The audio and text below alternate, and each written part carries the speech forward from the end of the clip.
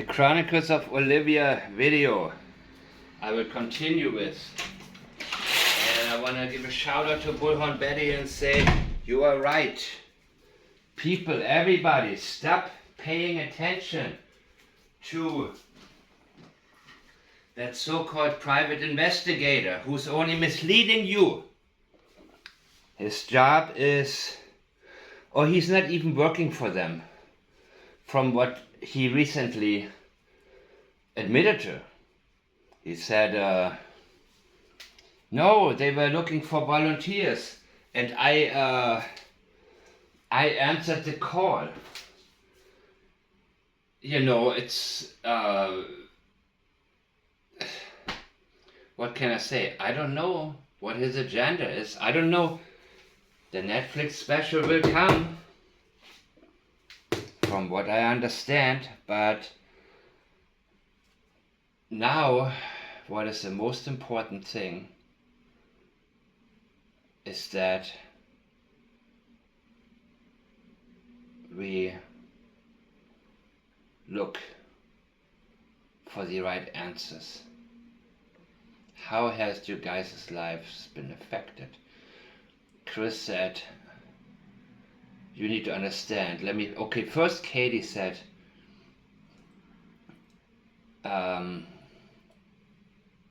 miserable, to be honest.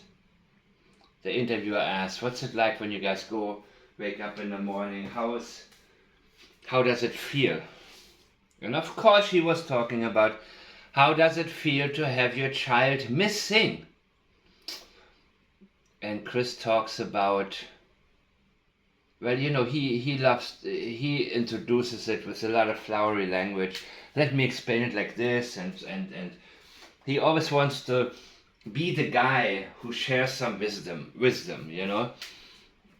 And he can't wait to do that. He can't wait. I mean, he is so blatant and so obvious. You can tell when a question has already been rehearsed. He acts different when he's scripted than Katie does when she's scripted. Everybody has a pattern, and this pattern is very important. A change in pattern is important. Katie says for a different reason than Chris would say it.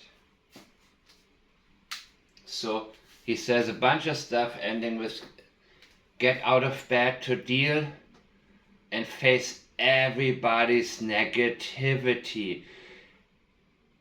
How has your guys' lives been affected? I am 100% sure this interviewer did not at all even think about asking anything other than related to Sebastian being missing.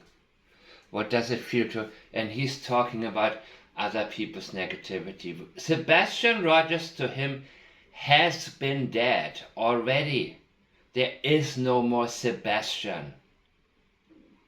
There is no more memory of Sebastian. There is, later he's telling us, the bedroom, this is the first time the bedroom is ever empty. We have an empty bedroom for the first time.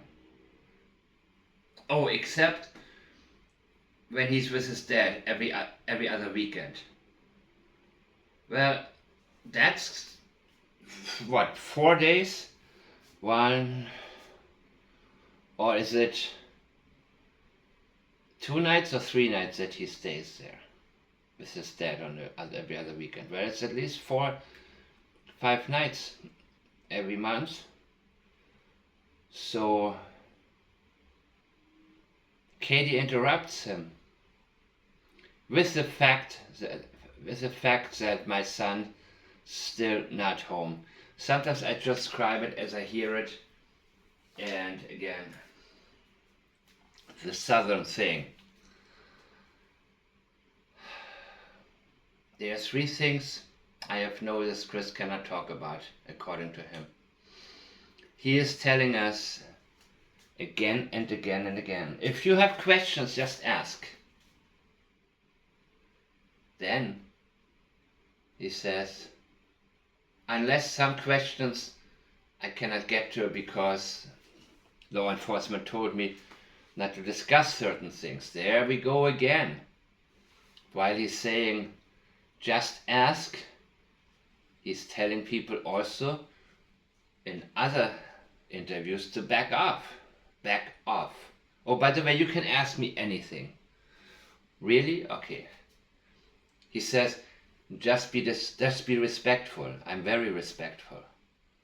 Please be respectful. Well, he's again using another reason why he may not answer an upcoming question. So while he's telling you, ask me anything, right after that he's telling you all of the exceptions. And he's not saying about what he cannot speak about. There are some areas he cannot discuss. Interesting. The video of the 2 flashlights. He's telling us, I cannot discuss the angle from where it's been shot, but we know exactly where it's been shot from. And he's saying, I wished it were flashlights, but they're not. And we have to take his word on it. To be honest with you, I got so many different... yeah, I will look at this a little bit more. Vetting, of course, vetting and being cleared. He cannot get into that. He's telling us, he's trying to say all 3 parents have been vetted. Every single parent has been vetted and cleared. You know, when you look at every single parent,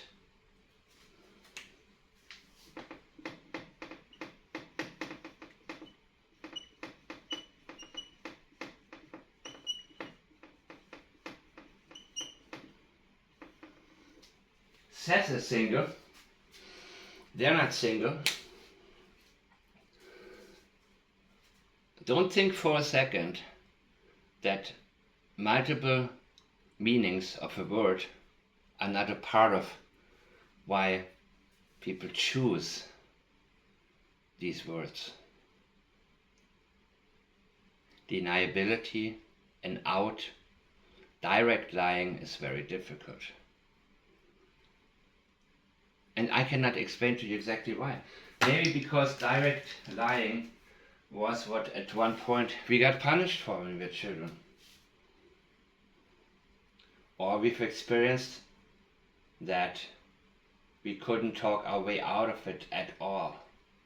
There was no deniability. No misunderstanding to be faked. Yes, Seth is a single parent, and Seth for sure has been cleared. I don't know, has he? Now that I think about it. But I know every statement of his comes back clean. And he has an alibi, he said himself one time he's a suspect, everybody's a suspect. But not from the angle where I look at the situation.